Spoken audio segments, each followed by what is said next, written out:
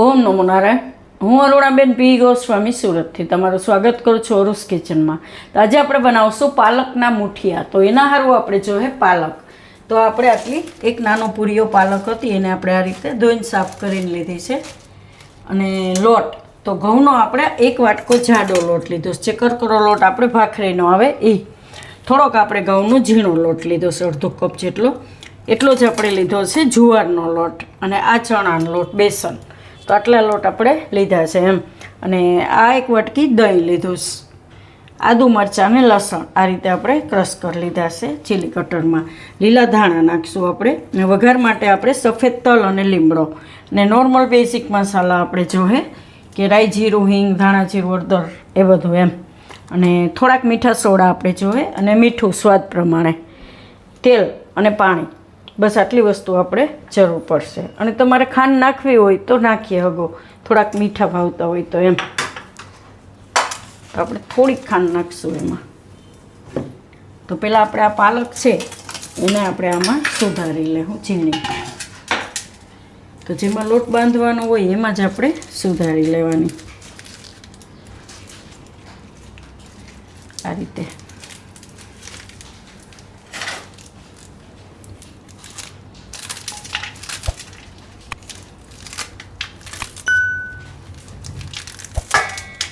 આ રીતની સુધારી લેવું. તો બધી પાલક આપણે આ રીતે સુધારી લીધીશ. હવે આમાં બીજા મસાલા બધાય નાખી દેવું. તો આદુ મરચાં ને લસણ એ નાખી દેવું. લીલા ધાણા નાખી દેવું.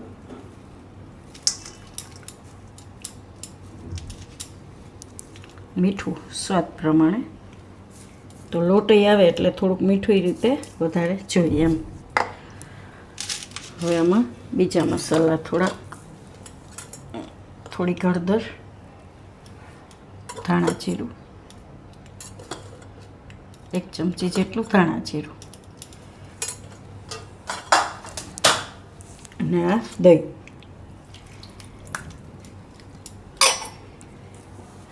અને ખાંડ.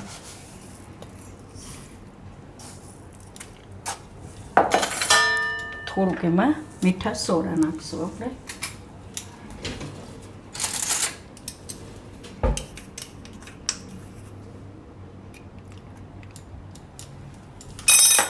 અને તેલ નાખશું 2 થી 3 ચમચી જેટલું.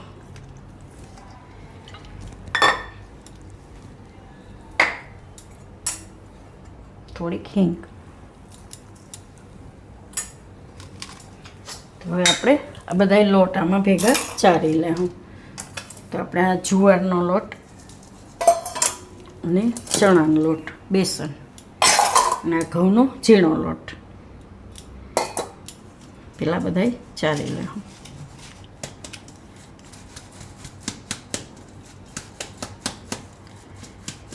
તો ઘઉંનો જાડો લોટ, ભાખરીનો લોટ.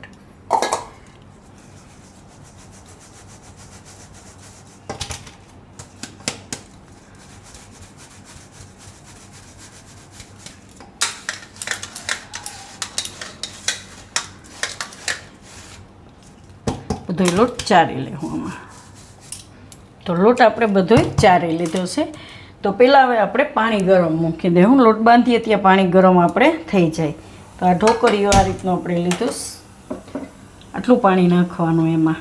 એકદમ વધારે પાણી નહીં નાખવાનું. અહીંયા સુધી આપણે પ્લેટ આવે તો ઉકળે ને તો પ્લેટને અડવું ન જોઈએ પાણી એમ. કેમ કે પ્લેટને પાણી અડશે તો તમારા ઢોકળિયામાં આપણે જે ઉપર મૂક્યા છે મુઠિયા એમાં પાણી જાહે. એટલે પાણી ઓછું રાખવાનું એમ. અને ખાવા દેવું પાણી. ત્યાં સુધીમાં આપણે આ લોટ બાંધી લેવું. તરત પાણી નહીં નાખવાનું. બધું મિક્સ કરીને જરૂર પડે એ પ્રમાણે પછી પાણી નાખવાનું. કેમ કે પાલકમાંય પાણી હોય ને, આપણે દહીં નાખ્યું છે એટલે પાણી તરત નહીં નાખવાનું.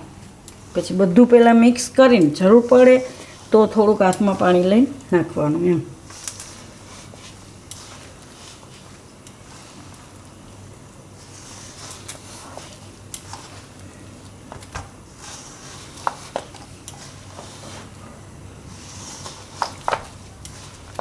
લગભગ તો જરૂર નહીં જ પડે પાણીની. કેમ કે આમાં બધું થઈ જાય. પાલક કંઈ ધોયેલી હોય આપણે, એમાંય પાણીનો ભાગ હોય.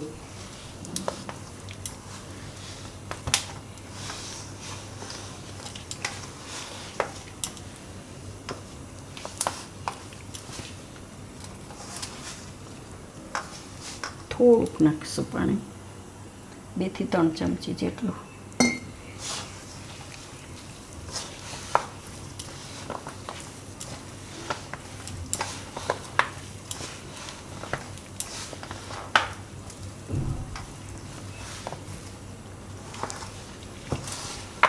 આ રીતે બધું ભેગું કરી લેવાનું.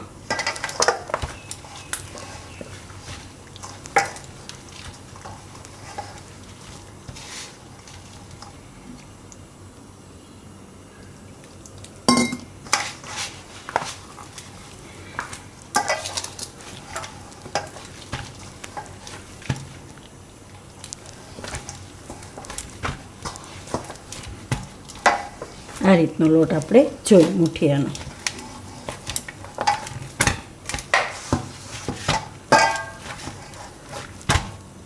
થોડુંક તેલ લગાવી લેવું.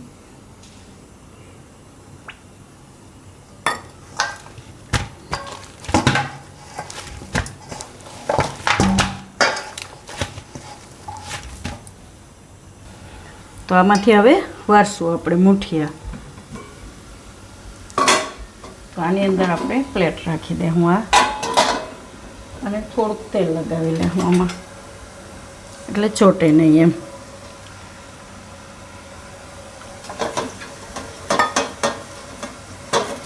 કે આપણે સાઈડમાં મુઠિયા તો મૂકતા હોય આ બાજુ, ને એને તમે ઉપરા ઉપર મૂકો તો એ પાકી જ જાય એકદમ સરસ એમ.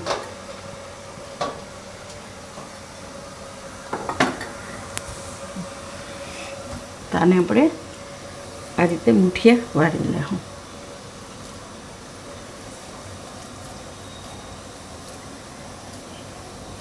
આ રીતના મૂકી દેવું. આ રીતે વાળતા જાઉં ને મૂકતા જાઉં. બધામાં ગોઠવી દેવું. તો બધાય મુઠિયા આપણે આમાં મૂકી દીધા છે. હવે એને ઢાંકી દેવું આપણે, અને 10 થી 15 મિનિટ જેવું આને પાકવા દેવું. તો આને આપણે 10 મિનિટ જેવું થયું છે તો એકવાર ચેક કરી લઈએ. લગભગ તો 10 થી 12 મિનિટમાં એકદમ પાકી જાય. આપણે આ ચાકુ લઈ અને જોઈ લેવાનું. આ રીતે અંદર ચાકુ રાખીને, જો ચાકુમાં ચોટે નહીં તો પાકી ગયું છે. લોટ નથી ચોટતો. જો કાચું હોય ને તેમાંથી લોટ આમાં ચોટી જાય આપણે, તો આમાં ચોટતું નથી. જો તો આ મુઠિયા આપણા પાકી ગયા છે. તો ગેસ બંધ કરી દઉં અને આપણે બહાર કાઢી લેવું. તો આને આપણે બહાર કાઢી લીધું છે. હવે એને થોડાક ઠંડા થવા દેવું આપણે, તરત નહીં ઉખેડીએ નકર ભાંગી જાય એમ. તો થોડીક વાર એને રહેવા દેવું આમનો. થોડોક ધુવાળો ઓછો થાય એટલે એને આ રીતે થાળીમાં કાઢવાના. એને હજી થોડાક ઠંડા થઈને પછી જ એનો વઘાર કરવાનો, નકર ભાંગી જાય. આ રીતના છૂટા છૂટા મૂકી દેવાના. આ રીતે બધા કાઢી લેવું આપણે. એકદમ મસ્ત થઈ ગયા, પોચા ફૂલીને એકદમ સરસ.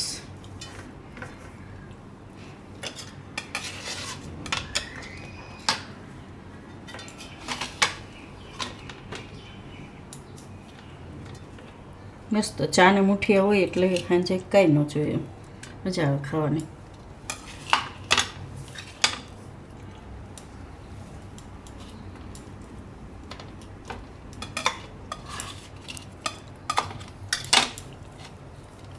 આને તમે ઉપર મૂકો બાફવામાં તોય વાંધો નહીં આવે. એ અસલ તો એકદમ નોખા પડી જાય સરસ.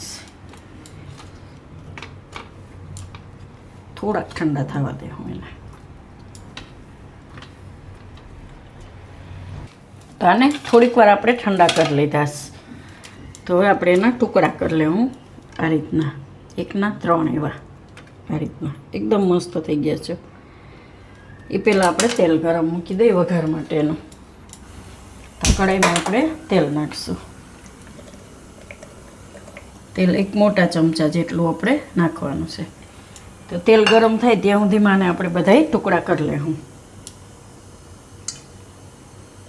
તો આપણે બધાય ટુકડા કરી લીધા સારી રીતના, અને તેલ આપણું ગરમ થઈ ગયું. 2-4 આપણે એમને રાખી દીધા છે બાફેલા ખાઈ શકો તમે.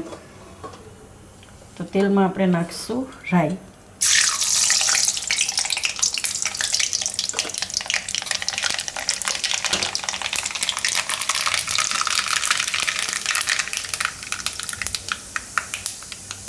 અને સફેદ તલ.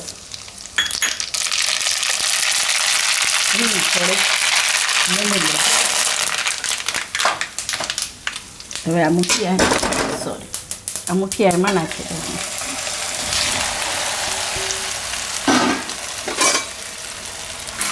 અને મિક્સ કરી લેવું. આ રીતે તાવીથો લઈ અને ધીરે ધીરે એમ ભાંગે નહીં એમ મિક્સ કરવાનું. તમારામાં લાલ મરચાં નાખવા હોય તો નાખી શકો વઘારમાં, અને વધારે ખાંડવાળા જોતા હોય તો આમાં ઉપરથી થોડીક ખાંડ નાખી શકો તમે, વધારે મીઠા ભાવતા હોય તો એમ. બસ આ રીતના આપણે મિક્સ કરી લેવાનું. મેન તો આમાં સફેદ તલનો અને રાઈનો વઘાર સારો લાગે છે ને લીમડો. હવે ગેસ બંધ કરી દઉં. અને આપણે હવે નીચે ઉતારી લેવું અને ગરમા ગરમ સર્વ કરશું.